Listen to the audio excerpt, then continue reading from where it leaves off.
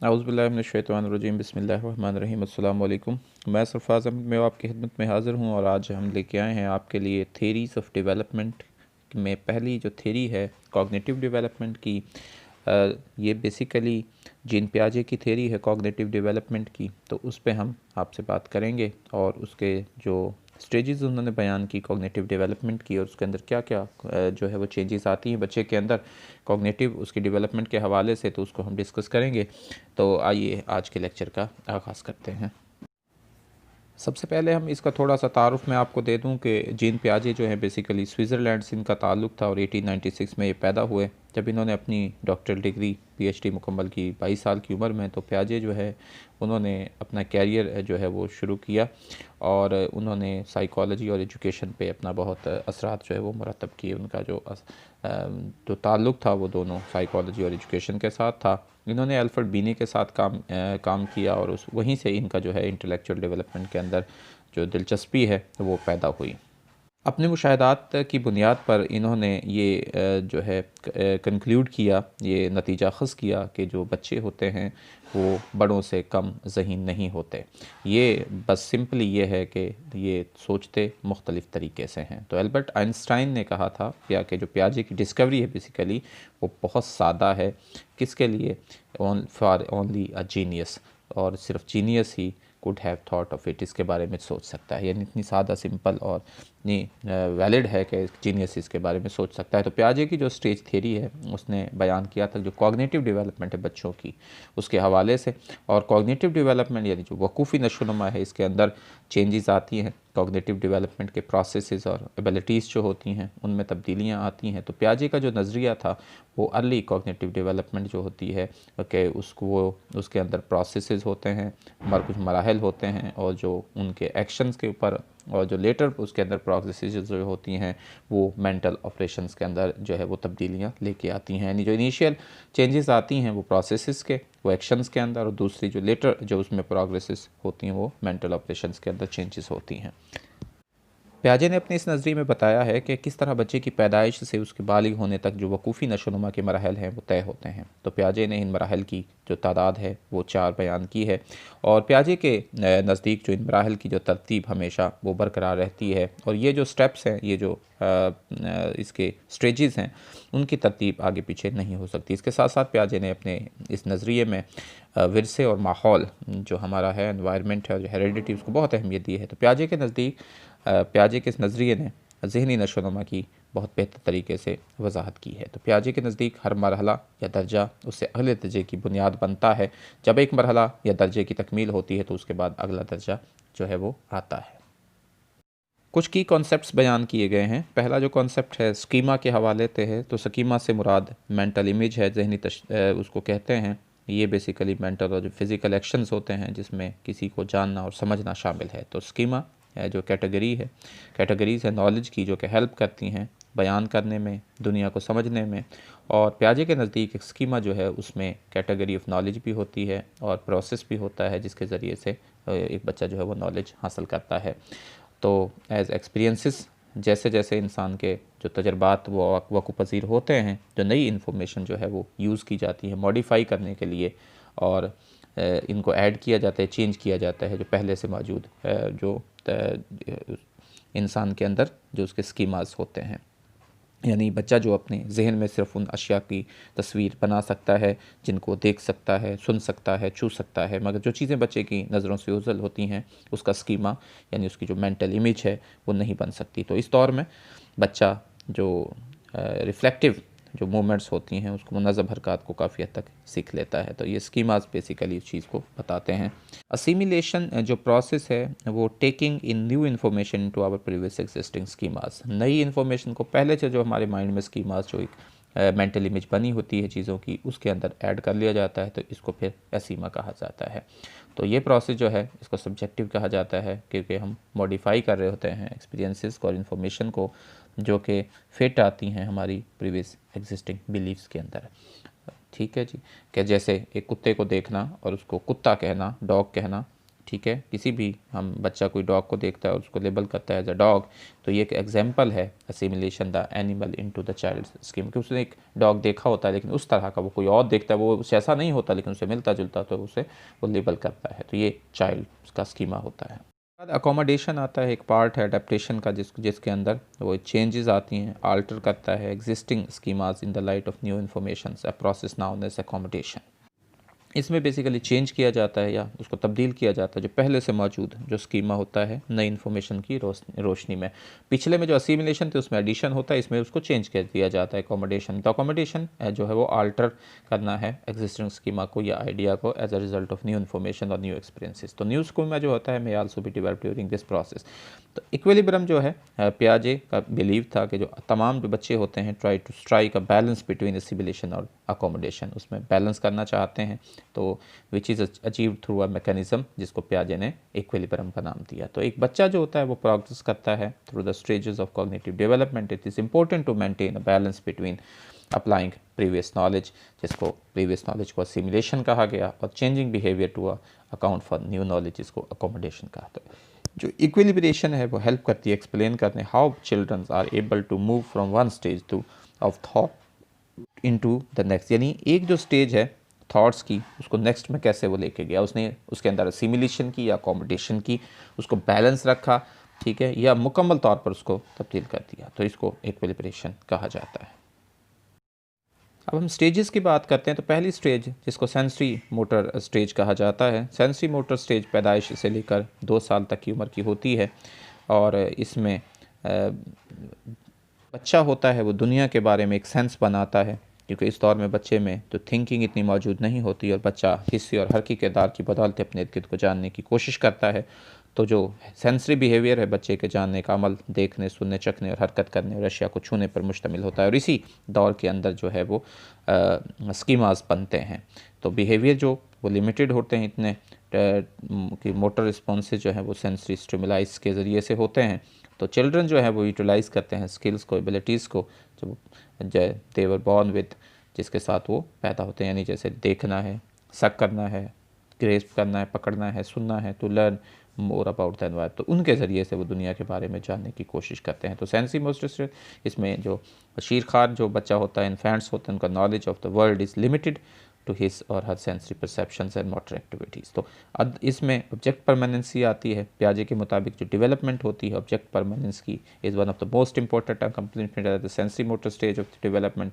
तो जो object permanence है वो चाइल्ड की अंडरस्टैंडिंग है that object continue to exist even though they cannot be seen और हर्ड, यानी कोई चीज़ अगर वो नहीं दिखाई दे रही है, वो नज़र नहीं भी आ रही है, लेकिन फिर भी वो चीज़ें जो है वो वहाँ पर मौजूद हैं, वो वहाँ पे एग्जिस्ट करती हैं। तो इसको ऑब्जेक्ट परमानेंस कहा जाता है। इस दौर के जो एंड में बच्चा स्कीमा यानी जो जहनी तस्वीर बनाने के काबिल हो जाता है, जो बच्चा वो यानी जो अशिया बच्चे की नज़रों से ओझल हैं उनकी तस्वीर बनाना शुरू कर देता है, यानी वो जो अशिया बच्चे चेहरे या अशिया जो भी चीज़ें हैं वो बच्चे की नज़रों से ओझल हो जाएं, तो बच्चा उस दौर के आखिर में उसकी जहनी तस्वीर यानी उसकी स्कीमा जो है वो बना लेता है, और इसकी मदद से अपने इससे ही वो जो बच्चा चाइल्ड होता है अपने करीब के लोगों को पहचानना शुरू कर देता है, और अपनी पसंद के जो खिलौने हैं उनको वो तलाश करना शुरू कर देता है, क्योंकि उसकी एक स्कीमा उसके माइंड में बना होता है। इसके बाद जो नेक्स्ट आती है प्री ऑपरेशनल स्टेज जिसको कहा जाता है। इसकी जो एज है बिटवीन 2 to 7 है, 2 से 7 साल में दौर में बच्चे के अंदर जो है वो थिंकिंग डेवलप हो रही होती है। तो इसमें जो है थिंकिंग की अहलियत होती है और वो सोच विचार भी कर सकता है, मगर बच्चे के अंदर जो उसकी जो थिंकिंग है उसमें ये कैपेबिलिटी अहलियत नहीं होती कि वो अपनी थिंकिंग को जो है वो लॉजिकल और रीजनिंग के सतह पर इस्तेमाल कर सके। यही वजह है कि पियाजे इस दर्जे को कबल अमली दर्जा यानी प्री ऑपरेशनल जो है वो स्टेज का नाम देता है। तो क्योंकि इसमें बच्चे में थिंकिंग तो होती है, मगर उसकी जो थिंकिंग है वो लॉजिकल और रीजनिंग लेवल पर नहीं होती, यानी उसको उसका रीज़न और लॉजिक नहीं पता होता। तो इस लेवल पर बच्चा अपने जो पॉइंट ऑफ व्यू है उसको वो सही समझता है, वो अपने पॉइंट ऑफ व्यू के मुताबिक काम करना चाहता है और करता भी है, मगर वो काम को ज़्यादा ख़राब ही करता है। तो मना करने पर भी कम ही मना होता है, क्योंकि बच्चे के नज़दीक इसका जो पॉइंट ऑफ व्यू बिल्कुल सही और दुरुस्त होता है। तो इस मरहले में बच्चा जो है वर्ड्स और डिजिट्स की ज़ुबान को इस्तेमाल करने के काबिल हो जाता है। बच्चा जमा तफरीक वगैरह यानी जो और काउंटिंग वगैरह भी करने लग जाता है। तो बच्चे के जो उसके अंदर स्टोर्ड या मेमोरी के अंदर जो वर्ड्स होते हैं उनमें इजाफा होना शुरू हो जाता है। बच्चे को चीज़ों के बारे में, उनकी तादाद के बारे में, उनको इस्तेमाल कैसे करना, उनको समझना कैसे, उसका बारे में वो पता चल जाता है। यहाँ पे फॉर एग्जांपल एक चाइल्ड जो है इज़ एबल टू यूज़ जो है an object to represent something else, किसी भी चीज़ को रिप्रेजेंट करने, वो किसी भी उसका इजहार ऑब्जेक्ट्स को करना शुरू कर देता है। तो रोल प्ले करना इंपॉर्टेंट है during the pre operational stage. तो childrens often play the role of mummy, daddy, doctor and any other characters का आपने देखा होगा कि वो उनका किरदार अदा कर रहे होते हैं, जिनसे वो मिल रहे होते हैं, जिनका उनका ज़्यादा इंटरेस्ट है। इसमें इकोसेंट्रिज्म आ जाती है। तो इसने नंबर ऑफ़ क्रिएटिव और क्लेवर टेक्निक्स जो है वो यूज़ की थी पियाजे ने स्टडी करने के लिए जो मेंटल एबिलिटीज़ चिल्ड्रंस की। तो उनमें से एक फेमस जो टेक्निक है वो है to demonstrate egocentrism involve using a 3 dimensional display of a mountain scene. कि एक माउंटेन सीन जो है उसका 3 डायमेंशनल व्यू, और इसको ऑफन जो है वो रेफर किया जाता है 3 माउंटेन टास्क। तो चिल्ड्रन जो है उनसे पूछा जाता है choose a picture that showed the scene they have observe, यानी जो उन्होंने देखा, मुशाहिदा किया, वो सीन उसमें से बताएं। तो बहुत सारे बच्चे जो होते हैं वो इस काबिल हो जाते हैं कि वो इसको कर सकते हैं थोड़ी सी मुश्किल के बाद। नेक्स्ट जो है बच्चे को पूछा जाता है कि वो पिक्चर सेलेक्ट करे जिसके अंदर से showing what someone else would have observe, जो उन्होंने कभी कोई उस चीज़ें ऑब्ज़र्व की जब वो looking at the mountain from a different view point, जब उस माउंटेन को डिफरेंट व्यू पॉइंट से वो देख रहे होते। तो इस तरह के उसमें एग्जांपल, तो इसको इकोसेंट्रिसिज्म जो है वो कहा जाता है। इसके बाद इसमें कंजर्वेशन आ जाती है। कंजर्वेशन जो है another well known experiment involve demonstrating a child's understanding of conservation. इसमें in one conservation experiment equal amount of liquid जो है वो पोर्ड किया जाता है इनटू 2 आइडेंटिकल कंटेनर्स। 2 एक जैसे कंटेनर्स के अंदर वो रखा जाए, मशहूर जो है एक एक्सपेरिमेंट था। इसमें जो लिक्विड है 1 container is then poured into a different shaped cup, मुख्तलिफ शक्ल के जो है वो कप के अंदर डाला जाता है, such as a tall and thin cup और a short and wide cup में। ठीक है, तो बच्चे जो हैं उनसे पूछा जाता है कि कौन से कप में ज़्यादा जो है वो लिक्विड है, पानी है। तो ये देखने के बजाय कि वो बराबर है, चिल्ड्रन जो है ऑलमोस्ट जो है always choose the cup that appears fuller, जो ज़्यादा, यानी जो स्मार्ट कप था उसमें ज़ाहिर है उसकी मिकदार ज़्यादा होती है, तो उसको कहते हैं कि इसमें ज़्यादा है। तो पियाजे ने नंबर ऑफ़ इसी तरह के सिमिलर एक्सपेरिमेंट्स किए कंजर्वेशन की, number of length, mass, weight, volume और क्वांटिटी के हवाले से, और उसने ये पाया कि जो बच्चे होते हैं that few children show any understanding of conservation prior to the age of 5। बहुत कम बच्चे होते हैं जो 5 साल से पहले ये जो है वो कंजर्वेशन, उनके कंजर्वेशन वाला जो कॉन्सेप्ट है उसको समझते हैं। इसके बाद थर्ड स्टेज आती है, कॉन्क्रीट ऑपरेशनल स्टेज है। ये 7 से शुरू होती है और ये तकरीबन 11 साल तक जो जारी रहती है। इस दौर में बच्चा अपनी जो थिंकिंग है उसको लॉजिकल और रीजनिंग की लेवल पे उसका एनालिसिस करने लगता है, और ये बहुत इंपॉर्टेंट है, उसकी बेटर अंडरस्टैंडिंग करता है मेंटल जो है ऑपरेशंस के हवाले से। तो बच्चा जो है वो सोचना शुरू कर देता है लॉजिकली और जो है कंक्रीट इवेंट्स के साथ। तो लॉजिक क्या होता है, पियाजे determined that childrens in the concrete operations were fairly good at the use of inductive logic. Inductive logic के अंदर होता क्या है, going from a specific experience to a general principle. कोई ख़ास तजर्बा हुआ, ख़ास चीज़, उसके बाद में वो उसको आम की तरफ लेके जाए, जनरल प्रिंसिपल्स में उसको यूटिलाइज़ करते हैं। ऑन द अदर हैंड जो बच्चे होते हैं एट दिस एज है डिफ़िकल्टी यूजिंग डिडक्टिव लॉजिक, वो डिडक्टिव को नहीं कर सकते, विच यानी वो आम से ख़ास की तरफ नहीं जा सकते, ख़ास से आम की तरफ जाते हैं, यानी एक जनरल प्रिंसिपल से वो कोई भी एक डिटरमिन नहीं कर सकते उसकी एक स्पेसिफिक यूनिट को, आउटकम को। तो उस वो नहीं, सिर्फ उनके अंदर यहाँ पर इंडक्टिव लॉजिक होता है। तो reversibility, one of the most important developments in this stage is an understanding of the reversibility। Reversibility के बारे में जानना है, awareness that action can be reverse, कि कोई भी जो चीज़ है, कोई भी जो एक्शन है वो रिवर्स हो सकता है।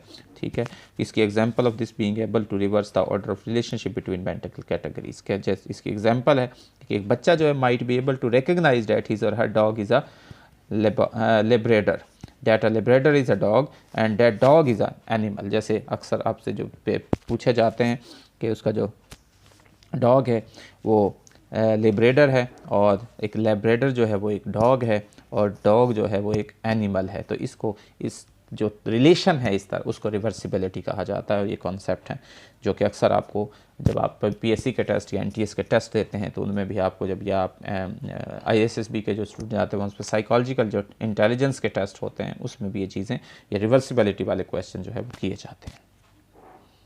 इसके बाद चौथी और आखिरी स्टेज जो है वो फॉर्मल ऑपरेशनल स्टेज है। ये तकरीबन 12 साल से शुरू होती है और ये अडल्टहुड तक जारी रहती है। इस जो टाइम में जो बच्चे हैं, लोग हैं, वो डेवलप कर लेते हैं सोचने की जो सलाहियत को, एब्स्ट्रैक्ट कॉन्सेप्ट्स के हवाले से। स्किल जो है जिसमें लॉजिकल थाट्स है, डिडक्टिव रीजनिंग है और सिस्टमेटिक प्लानिंग है, वो भी इमर्ज होती है इस स्टेज के अंदर। तो यहाँ पर भी इसका जो लॉजिक है वो पियाजे ने बिलीव किया था कि जो डिडक्टिव लॉजिक है वो become important during the form. इसमें डिडक्टिव जो है वो बहुत इंपॉर्टेंट है। पहले में क्या था, इंडक्टिव था। तो डिडक्टिव लॉजिक जो है वो require the ability to use a general principle जो है वो to determine a specific outcome, कि उसकी एक स्पेसिफिक आउटकम क्या होगी। किसी भी जनरल प्रिंसिपल्स को हम यूज़ करते हैं, उससे कोई कॉम्प्लिकेटेड चीज़ जो है उसमें डालने की कोशिश करते बनाने। तो this type of thinking involve hypothetical situation and is often जो है required in science and mathematics. यानी कोई भी हाइपोथेसिस बनाना, उसको थ्योरी तक लेके जाना, जिसको हम डिडक्टिव जो है वो रीजनिंग या डिडक्टिव लॉजिक कहा जाता है। इसमें एब्स्ट्रैक्ट थॉट्स जो है वो डेवलप होते हैं और इसमें जो है बेसिकली ये एबिलिटी होती है थिंक अबाउट एब्स्ट्रैक्ट कॉन्सेप्ट्स जो इमर्ज करते हैं during the formal operation stage. तो instead of relying solely on previous experiences, तो बच्चा क्या करता है, begin to consider possible outcomes and consequences of actions. वो अपने जो उन एक्शंस होते हैं उनकी पॉसिबल आउटकम्स बनाता है, उनके कॉन्सिक्वेंसेस। और this type of thinking is important in long term planning. ये लॉन्ग टर्म प्लानिंग के अंदर बहुत इंपॉर्टेंट है। इसमें प्रॉब्लम सॉल्विंग आती है अर्ली स्टेजेस में। तो जो बच्चे होते हैं वो ट्रायल एंड एरर जो है वो इसको यूज़ करते हैं प्रॉब्लम्स को सॉल्व करने के लिए जो है अर्ली स्टेजेस के अंदर। लेकिन इस स्टेज के अंदर जो है वो ability to systematically solve a problem in a logical और मेथोडिकल जो है वे इमेजेस। तो इसमें एक मेथड डेवलप करते हैं, लॉजिक की बेस पर वो प्रॉब्लम्स को सॉल्व करते हैं। इससे पहले की जो स्टेजेस में वो ट्रायल एंड एरर की बेस पर होता है। तो चिल्ड्रन जो होते हैं at the formal operational stage of cognitive development are often able to quickly plan and organized approach to solve a problem. वो क्विकली जो है उसको ऑर्गेनाइज कर लेते हैं, चीज़ों को बनाने जो है वो शुरू कर देते हैं। तो इस दौर में बच्चे की सोच बेसिकली हम कह सकते हैं कि एब्स्ट्रैक्ट हो जाती है और वो जो तजर्बा है और वो एब्स्ट्रैक्ट जो उसके लॉजिक्स हैं उनकी, जैसा कि इंसाफ क्या होता है, अदल क्या होता है, मोहब्बत, नफ़रत, गुस्सा वगैरह, इन पर बात करने लग जाता है। और इस पीरियड के अंदर, इस स्टेज के अंदर बच्चा जो है उन अशिया पर, उन चीज़ों के बारे में भी जो है वो डिस्कशन करने के काबिल हो जाता है कि जो उसे सामने नज़र आ रही होती हैं। तो ये तो था जी आज का हमारा लेक्चर, कॉग्निटिव डेवलपमेंट, जीन पियाजे की एक थ्योरी कॉग्निटिव डेवलपमेंट की। तो इसमें हमने आपको 4 स्टेजेस के बारे में बात की, 4 उसके जो डेवलपमेंट की स्टेजेस थी जीन पियाजे की, उसके हवाले से उम्मीद है कि उनके आपके बेसिक कॉन्सेप्ट्स, उसमें चीज़ें जो होती हैं, जिस स्टेज के अंदर जो चीज़ होती है उसकी एज क्या होती है, वो सारी आपको समझ आए। अल्लाह ताला से दुआ है कि अल्लाह ताला आपकी ज़िंदगी में आसानी नसीब फरमाए, आपको आसानियाँ तकसीम करने की तौफीक नसीब फरमाए। आपका बहुत शुक्रिया। अल्लाह हाफ़िज़।